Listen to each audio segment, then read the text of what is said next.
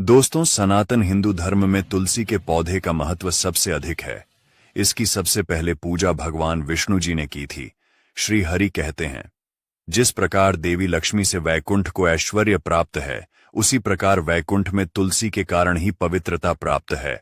पृथ्वी लोक पर जिस स्थान पर भी तुलसी का पौधा होगा, उस स्थान पर कभी बुराई का वास नहीं होगा।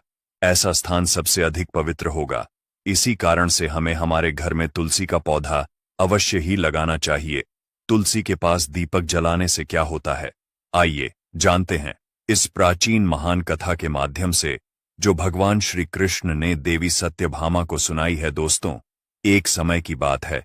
देवी सत्यभामा भगवान श्री कृष्ण के पास आकर उनसे पूछने लगी, हे स्वामी, आपने मुझे तुलसी के पौधे को जल देने का महात्म सुना दिया है, लेकिन तुलसी के पास दीपक जलाने का क्या महात्म है? रोज शाम को तुलसी के पास दीपक क्यों जलाया जाता है?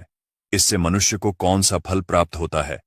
तुलसी के पास दीपक जलाने की विधि क्या है तथा दीपक लगाते समय कौन से मंत्र का उच्चारण करना चाहिए? कृपया आप मुझे विस्तार से बताइए। भगवान श्री कृष्ण कहते हैं, हे देवी, आज तुमने समस्त संसार के कल्याण की भावना से बहुत ही उत्तम प्रश्न किया है। तुम्हारे इस प्रश्न का उत्तर देने से पूर्व मैं तुम्हें एक प्राचीन इतिहास सुनाता हूं, जिससे तुम्हें तुम्हारे सभी प्रश्नों के उत्तर मिल जाएंगे। लेकिन दोस्तों, अगर आप भी चाहते हैं कि आपके ऊपर और आपके पूरे परिवार के ऊपर माता लक्ष्मी का आशीर्वाद सदैव बना रहे, तो इस वीडियो को एक लाइक करें और आपके अपने चैनल को सब्सक्राइब करें और कमेंट बॉक्स में जय माता लक्ष्मी लिखना ना भूलें। शाम के समय तुलसी के पास दीपक जलाने से जो पुण्य मिलता है, उसी का वर्णन मैं इस कथा में करूंगा। इसलिए इस कथा को ध्यान से सुनो। इसे सुनने मात्र से ही 100 वर्षों तक तुलसी के पास दीपक जलाने का फल मिलता है। देवी सत्यभामा ने भगवान श्री कृष्ण से कहा, हे प्रभु, मैं इस कथा को सुनने के लिए बहुत उत्सुक हूं। कृपया इसे मुझे सुनाइए। मैं इसे पूरे ध्यान से सुनूंगी। तब भगवान श्री कृष्ण ने देवी सत्यभामा को कथा सुनानी शुरू की। उन्होंने कहा, हे देवी, यह बात प्राचीन काल की है। दक्षिण दिशा में तुंगभद्रा नाम की एक विशाल और पवित्र नदी बहती है। उसी नदी के किनारे हरिहरपुर नाम का एक अत्यंत सुंदर नगर बसा हुआ था। उस नगर में हरि दीक्षित नाम के एक ब्राह्मण रहते थे। वे बहुत ही गुणवान, चरित्रवान और धर्मपरायण व्यक्ति थे।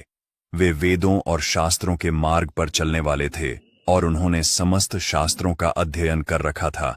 हरि दीक्षित की पत्नी का नाम लोग चारा कहकर पुकारते थे।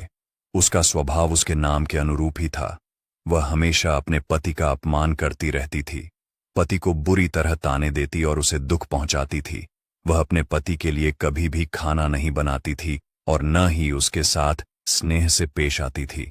उसने अपने पति के साथ कभी प्रेमपूर्वक व्यवहार नहीं किया। जब भी पति के मित्र या परिवार के लोग घर आते, वह उन्हें अपमानित करके भगा देती थी। वह स्त्री स्वयं गलत संगति में रहती थी और हमेशा काम वासना में डूबी रहती थी।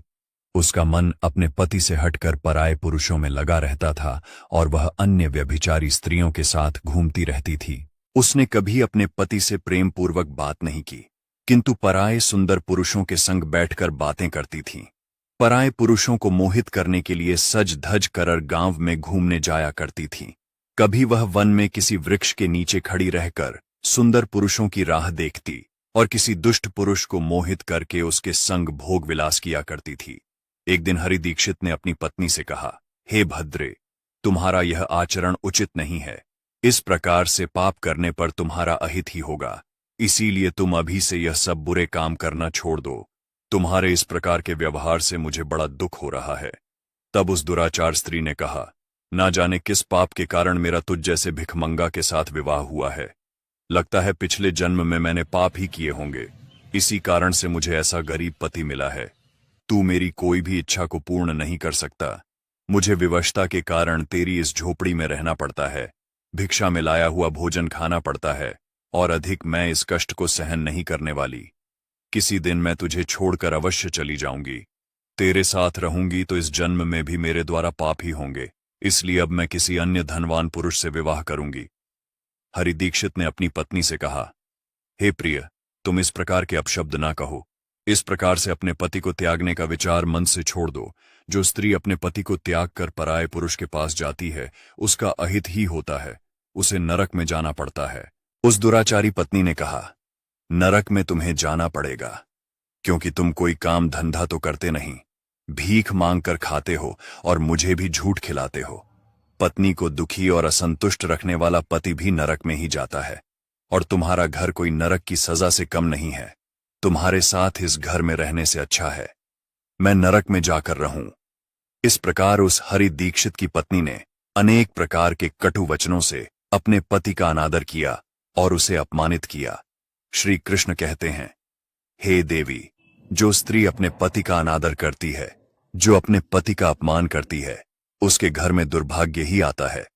पति को छोड़कर पराये पुरुष के पास जाने वाली स्त्री को नरक में दंड अवश्य ही भोगना पड़ता है। अब आगे सुनो, उस दुराचार स्त्री के साथ क्या होता है। एक दिन वह दुराचार स्त्री वन में जाकर एक वृक्ष के नीचे खड़ी हो गई। उसका चित्त काम से भरा हुआ था। वह किसी सुंदर कामी पुरुष की राह देख रही थी, किंतु बहुत समय बीतने के बाद भी उस स्थान पर कोई पुरुष नहीं आया।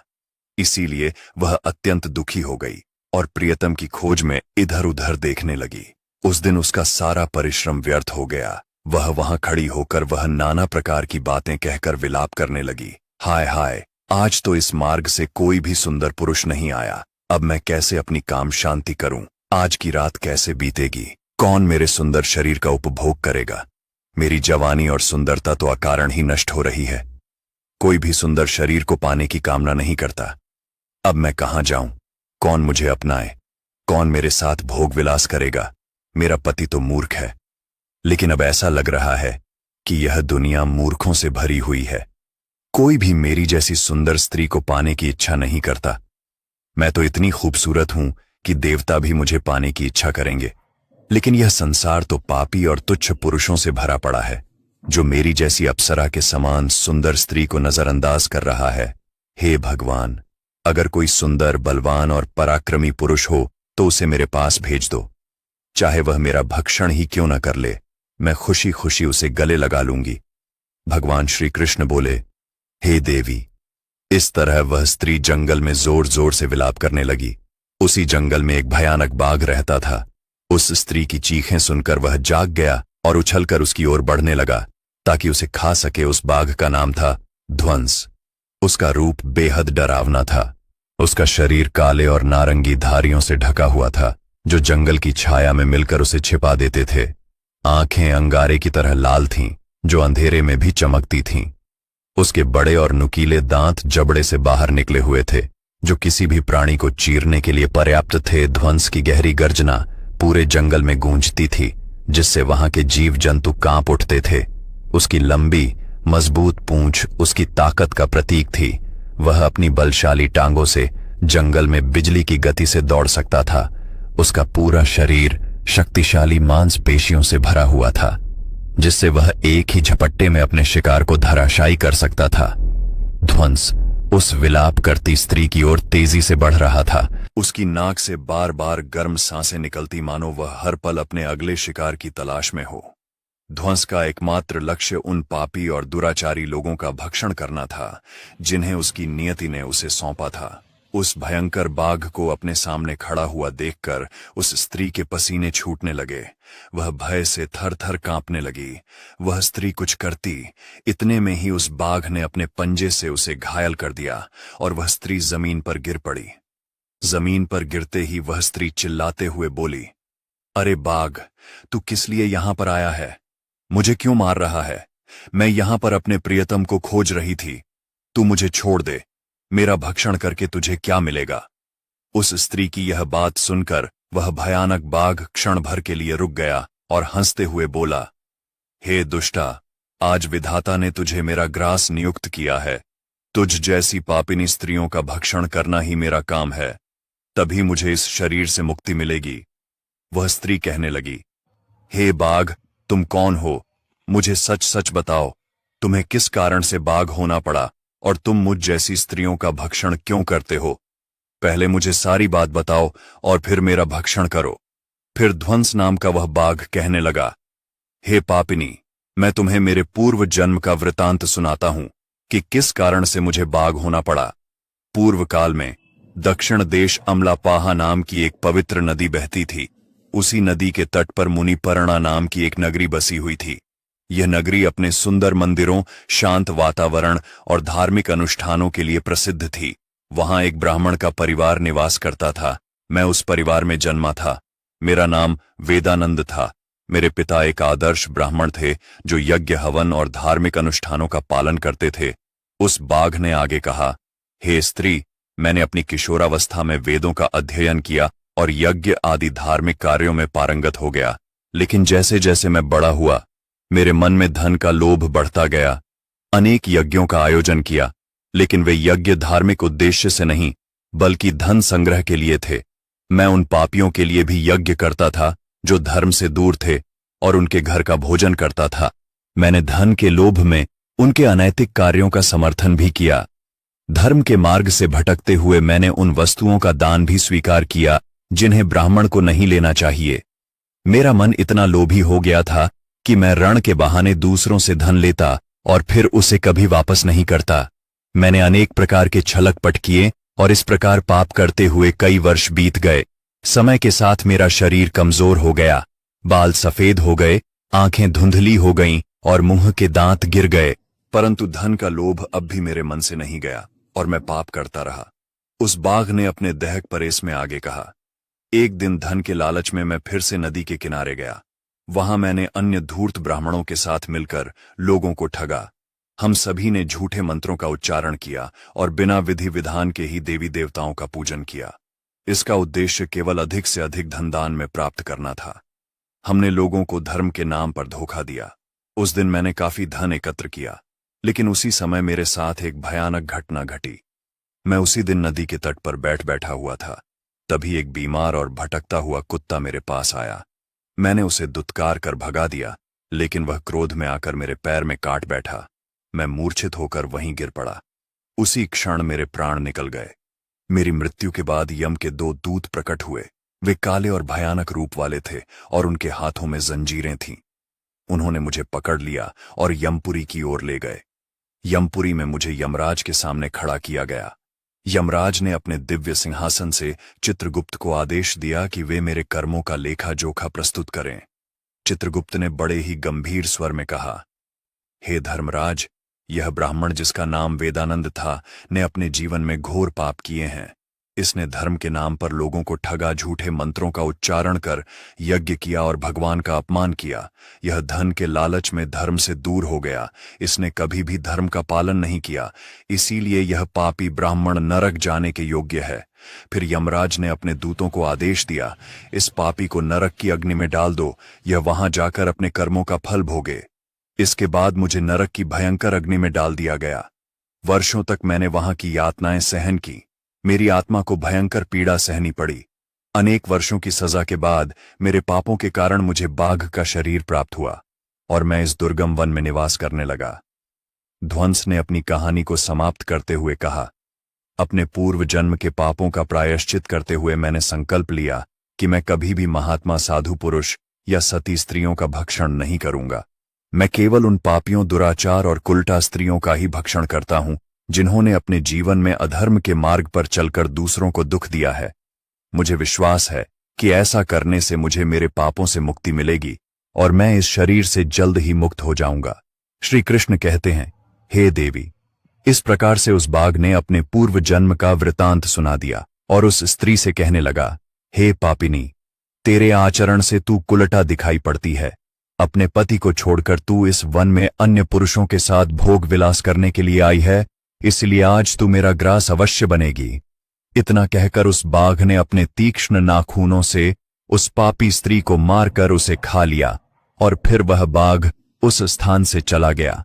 उस स्त्री की मृत्यु के बाद उस स्थान पर यम के 2 दूत प्रकट हुए और उस पापिनी स्त्री को उठाकर संयमपुरी में ले गए। वहां पर उसे यमराज के सामने खड़ा किया गया। यमपुरी में मुझे यमराज के सामने खड़ा किया गया। यमराज ने अपने दिव्य सिंहासन से चित्रगुप्त को आदेश दिया कि वे मेरे कर्मों का लेखा जोखा प्रस्तुत करें। चित्रगुप्त ने बड़े ही गंभीर स्वर में कहा, हे धर्मराज, यह ब्राह्मण जिसका नाम वेदानंद था ने अपने जीवन में घोर पाप किए हैं।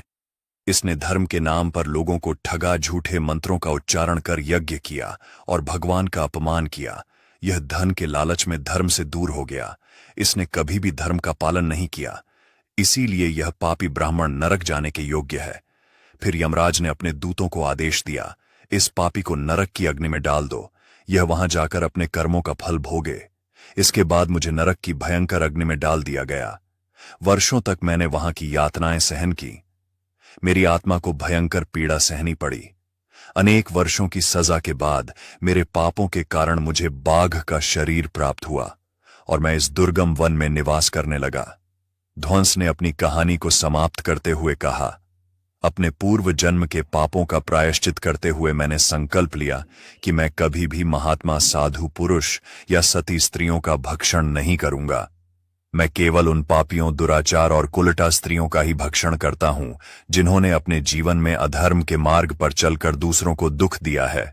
मुझे विश्वास है कि ऐसा करने से मुझे मेरे पापों से मुक्ति मिलेगी और मैं इस शरीर से जल्द ही मुक्त हो जाऊंगा। श्री कृष्ण कहते हैं, हे देवी, इस प्रकार से उस बाघ ने अपने पूर्व जन्म का वृतांत सुना दिया और उस स्त्री से कहने लगा, हे पापिनी, तेरे आचरण से तू कुलटा दिखाई पड़ती है। अपने पति को छोड़कर तू इस वन में अन्य पुरुषों के साथ भोग विलास करने के लिए आई है, इसलिए आज तू मेरा ग्रास अवश्य बनेगी। इतना कहकर उस बाघ ने अपने तीक्ष्ण नाखूनों से उस पापी स्त्री को मारकर उसे खा लिया और फिर वह बाघ उस स्थान से चला गया। उस स्त्री की मृत्यु के बाद उस स्थान पर यम के 2 दूत प्रकट हुए और उस पापिनी स्त्री को उठाकर संयमनीपुरी में ले गए। वहां पर उसे यमराज के सामने खड़ा किया गया। फिर चित्रगुप्त ने उस स्त्री का लेखा जोखा निकालते हुए यमराज से कहने लगे, हे धर्मराज, यह स्त्री तो अत्यंत पापिनी है। इसने घोर पाप किए हैं। इसने व्यभिचार किया है। इसने अपने पति की कभी सेवा नहीं की।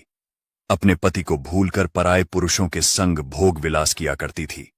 उसके पापों को सुनकर यमराज अत्यंत क्रोधित हो गए और उन्होंने उस स्त्री को अग्नि से भरे हुए कुंडों में डालने का आदेश दिया। यमराज के आदेश को सुनकर वह स्त्री अत्यंत भयभीत हो गई और फिर वह दुराचार स्त्री यमराज से कहने लगी, हे धर्मराज, कृपया मुझे मेरे पापों के लिए क्षमा करें। मैंने यहां अनजाने में पाप किए हैं। कृपया मुझे प्रायश्चित का अवसर प्रदान करें। यमराज कहते हैं, हे स्त्री, तुमने जो पाप किए हैं वे निंदनीय है। तुम्हारे पापों के लिए कोई प्रायश्चित नहीं है। जो स्त्री अपने पति का त्याग करती है, अपने पति को छोड़कर पराये पुरुष के संग विहार करती है, उसे निश्चित ही नरक में जाना पड़ता है। इसीलिए अब तुम्हें नरक की यातनाएं भोगनी ही पड़ेगी। फिर यमराज ने अपने दूतों से कहा, हे दूतों, इस पापी स्त्री को ले जाओ और इसे भयंकर नरकों में डाल दो। यह उसी के योग्य है। फिर यम के दूत उस स्त्री को नरक में ले जाते हैं। फिर अनेक वर्षों तक उसे जलते हुए तेल के कुंड में पकाया गया। फिर उसे निकालकर ररव नामक नरक में डाल दिया गया। इस प्रकार से उसे अनेक वर्षों तक अलग अलग नरकों में डाला गया। नरक में कष्ट भोगने के बाद वह महापाप स्त्री पुनः लोक पर आकर चांडाल के रूप में उत्पन्न हुई। चंडाल के घर में जन्म लेकर वह फिर से अनेक पाप करने लगी, व्यभिचार करने लगी, अनेक पापी पुरुषों के संग विहार करने लगी। फिर कुछ समय बाद पूर्व जन्म के पापों के कारण उसे कोढ़ का रोग हो गया और वह भयानक पीड़ा सहन करने लगी। उसका अंग अंग जलने लगा। उसके नेत्रों में पीड़ा होने लगी। इस दुख को सहन करती हुई वह दिन बिताने लगी। फिर एक दिन वह तीर्थ में स्नान करने के उद्देश्य से अंतपुर में चली गई। वहां पर वह एक आश्रम के बाहर निवास करने लगी। उस आश्रम में एक तुलसी का पौधा था। अन्य स्त्रियों को वहां पर तुलसी के पास दीपक जलाते हुए देखकर उस पापी स्त्री को बड़ा आश्चर्य हुआ। फिर एक दिन वहां पर निवास करने वाले एक साधु से उस स्त्री ने पूछा, हे साधु महाराज, यह कौन सा पौधा है और यह स्त्रियां इसके नीचे दीपक क्यों जला रही हैं? तब उस साधु ने कहा, हे कल्याणी, यह अत्यंत पवित्र तुलसी का पौधा है। इसके दर्शन करने मात्र से ही संकटों का नाश होता है। इस तुलसी को जल देने से देवी देवताओं की कृपा प्राप्त होती है तथा इस वकित पौधे के पास दीपक जलाने से समस्त पाप नष्ट होते हैं। उस साधु की बात सुनकर उस स्त्री को बड़ी प्रसन्नता हुई और उसने साधु से कहा, हे साधु महाराज, यदि कोई अत्यंत पापिनी स्त्री भी इसके पास दीपक जलाएगी तो उसके पाप नष्ट होंगे। क्या वह साधु कहते हैं, हे पुत्री, यह सत्य है। यदि किसी स्त्री ने घोर पाप भी किए हो तब भी उसके पाप नष्ट होते हैं। उसके सभी जन्मों के पाप भी तुलसी के पास दीपक जलाने से नष्ट होते हैं। किंतु हे पुत्री, तुम कौन हो और किस कारण से यह प्रश्न पूछ रही हो? वह स्त्री कहती है, हे साधु महाराज, मैं महापापिनी हूं। मैंने व्यभिचार किया है तथा अनेक प्रकार के पाप किए हैं। मेरे पापों के कारण ही मेरी ऐसी दुर्दशा हुई है। कृपया मुझे पापों से मुक्ति का उपाय बताइए। साधु कहते हैं, हे पुत्री, अब से तुम नित्य इस तुलसी के पास दीपक जलाओ। तुम्हारे समस्त पाप और दोष समाप्त हो जाएंगे। उस साधु की बात सुनकर उस पापी स्त्री ने भी वही किया। उसने तुलसी के पौधे के पास एक दीपक जला दिया। इस प्रकार से वह स्त्री नित्य उसी स्थान पर तुलसी के पास दीपक जलाने लगी। फिर एक दिन वह स्त्री शाम के समय तुलसी के पास दीपक जलाने लगी तो उसी समय उसका हृदय फटने से उसकी मृत्यु हो गई और वह वहीं जमीन पर पड़ी रही। फिर यमराज के दो दूत उस स्त्री को यमलोक ले जाने के लिए उस स्थान पर प्रकट हुए। जैसे ही यम के दूत उस पापी स्त्री को पाश में बांधकर ले जाने लगे, भगवान विष्णु के दो पार्षद उस स्थान पर प्रकट हुए। वे दिव्य पार्षद अत्यंत तेजस्वी और दिव्य आभा से युक्त थे। उनके शरीर से स्वर्णिम प्रकाश की किरणें निकल रही थीं, जो चारों ओर का अंधकार दूर कर देती थीं। उनका रूप इतना मोहक और दिव्य था कि उन्हें देखकर किसी का भी मन श्रद्धा से भर जाता। उनके चेहरे पर शांत मुस्कान थी, जो अपार करुणा और दया का प्रतीक थी। उनके वस्त्र रत्न जड़ित और रेशमी थे, जो नीले और सुनहरे रंग में चमक रहे थे, मानो स्वयं वैकुंठ का सौंदर्य उनके व्यक्तित्व में समाया हो। उनके कानों में सुनहरे कुंडल झूल रहे थे, जिनसे दिव्य संगीत की ध्वनि प्रतीत होती थी। उनके माथे पर तिलक और चमकती हुई बिंदी थी, जो उनकी दिव्यता का सूचक थी। वे दोनों विशाल कद और बलिष्ठ थे। उनके हाथों में दिव्य गदा थी, जो न्याय और धर्म की शक्ति का प्रतीक थी। वे उस स्त्री को अपने दिव्य स्पर्श से मुक्ति का आश्वासन देने आए थे, जिससे उसके सभी पाप नष्ट हो सके